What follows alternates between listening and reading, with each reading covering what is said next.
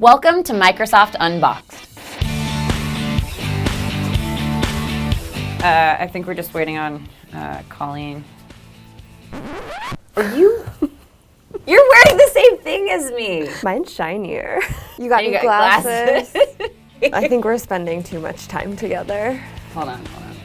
Oh, you're gonna double down on I'm this? doubling down. Okay, great. You are documenting that you're copying me right now. Who says I wasn't wearing this first? I'm older. How does that work? Whatever, I'm rocking it. I'm one of your hosts, Sonia Dara, and I'm joined by my twin, clearly, Colleen O'Brien. Hello, world. And by popular demand, we wanted to kind of switch things around and talk about what it's like to be a Microsoft employee. And before we dive in, don't forget to subscribe. We have new episodes rolling out every Thursday, so yeah, make sure you're a part of that action. Well, shimmy. Before Microsoft, we had other lives, right? It's the same life, but just different chapters of our lives. Was there life before Microsoft? Neither Colleen or I actually interned at Microsoft during our summers in college. I know my freshman year, I kind of landed on dentistry, partly because my parents totally used like Inception of like, don't you want a job that's like helping people? Don't you want a job that makes a lot of money and you can have your own hours? I was like, what is this magical job? And they're like, teeth! You're gonna fix people's teeth. This is not for everyone and not for the faint of heart. I realize I do not do well with blood. So, abort. I shadowed Tyra Banks for a summer because I had taken off a year during college to model, and so I met her through that. So that was my first kind of shtick with marketing. Then Microsoft came to campus and they were recruiting, and I was like, ooh. Technology. There seems like there's something going on there. Yeah. My degree was in visual and environmental studies, which is Harvard speak for film production. The first job that I had summer after freshman year was working for a company called Let's Go Travel Guides. I was the editor of Let's Go France. Ooh, had you been to France a lot that you could have content for it? No. Oh. The next job that I had was working for the Boston Phoenix. At the time I was working in the advertising group and just getting my feet wet around this concept of integrated marketing. So instead of just pitching a print ad to a company, we were thinking about all of the ways that we could bring an advertising campaign to life. And I've thought a lot about what Microsoft may have seen in that mixture of experiences. I had editorial and writing experience, I had advertising experience working at the Boston Phoenix, and then I had this customer service experience. So my first role at Microsoft actually combined all three of those things. Right. Yeah. Yeah, I worked as an advertising policy analyst on Microsoft Advertising. None of my stuff actually laddered up to my first job at Microsoft. I learned all of it on the ground when I was here, so everyone can take their own paths here. I work as a marketing manager on the M12 team. M12's mission is to empower entrepreneurs through investments, insights, and unparalleled access to Microsoft. I am very much a startup and entrepreneur voyeur. Yeah, you are. I love to be really thriving on that energy of building their own companies.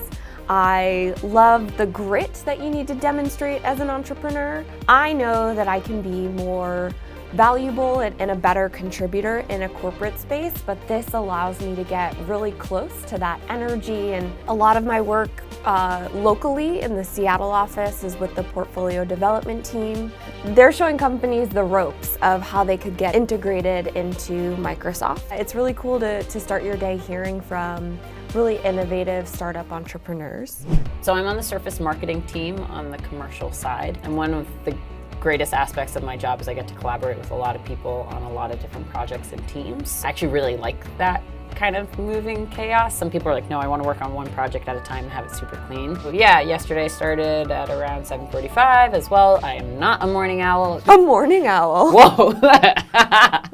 Idioms are not my thing. It's early right now. It's not, it's only 9. Okay, we have our standing V teams to work on launch right now. V team, virtual team. Which means that like you're not on the same team, but you're working across organizations. Exactly. A whole mix of like levels, so you have senior directors in there, GMs, like everyone working together for this common goal, working with a lot of those stakeholders internationally right now. So that's been fun with the time zone thing as well. Some early morning calls, some late evening emails, try to coordinate and collaborate. Sounds like you're pretty busy. Yeah, it's been fun. What has been your best day at Microsoft? My best day at Microsoft was in 2017 when we announced the results of the 2016 giving campaign. Oh, yeah. Yeah. Microsoft has an employee giving program. All of our donations are matched up to $15,000. Our volunteer hours are matched at $25 per hour.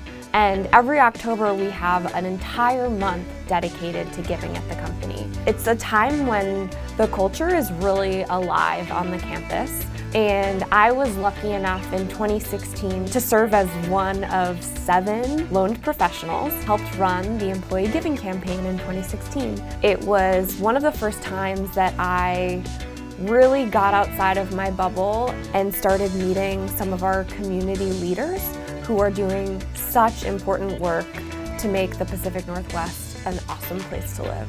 That's so wholesome. It's true. How we became like better friends. Yeah. Friendships. Which is really encouraging to me, and I think a huge demonstration of the culture that this company is building. I think most of the folks here hopefully saw one of my top 5 moments, which was episode, 0 of breaking down the walls of building 2. By far one of the coolest things I've ever gotten to do. I would say my best but also most stressful day I've ever had at Microsoft was when I got to deliver a demo in Satya Nadella's keynote at Microsoft Inspire, which is our big partner conference. It was my first time doing anything like that in terms of live, in person, on stage with about 18,000 people in it. Whoa. So it was cool that Microsoft took this chance and bet on me to deliver, but it took a year off my life. We had to do this tech check the night before, and I was so nervous. I remember I got on stage and I kind of just word gibberish, wasn't sure. I was like, this is gonna be awful. And I had a cold also. So when I go in person, no big deal. You just, someone has a little bit of a cold. But when you're in an arena and everything's echoed and amplified, it's like,